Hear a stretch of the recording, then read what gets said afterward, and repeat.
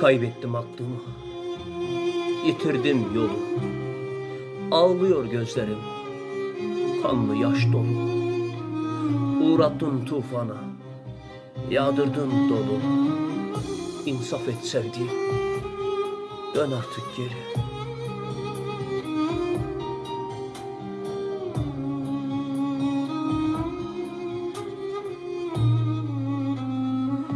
Sen paha biçilmez elmas taş idin. Sen dilde hıçkırık, gözde yaş idin. Sen gelinlere kızlara baş idin. İnsaf et sevdiğim, dön artık geri. Sen baharda açan gonca gülümdün. Sen içimde yanıp tüten külümdün. Sen gidince sanki bana ölümdün. İnsaf et sevdiğim, dön artık geri.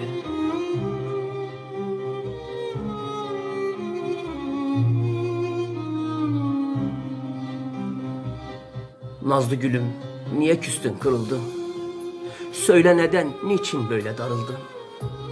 Ben diye ellere gidip sarıldın. İnsaf et sevdiğim, dön artık geri.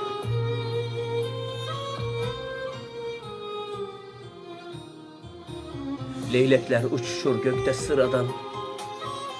Seneler, asırlar geçse aradan. Kavuştur sen bizi yüce yaradan. İnsaf et sevdiğim, dön artık geri.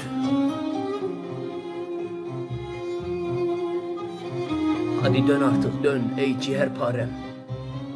Kanıyor gönlüme açtığın yaren. Adil şan tükendi, kalmadı çarem. İnsaf et sevdiğim, dön artık geri. Dön artık geri.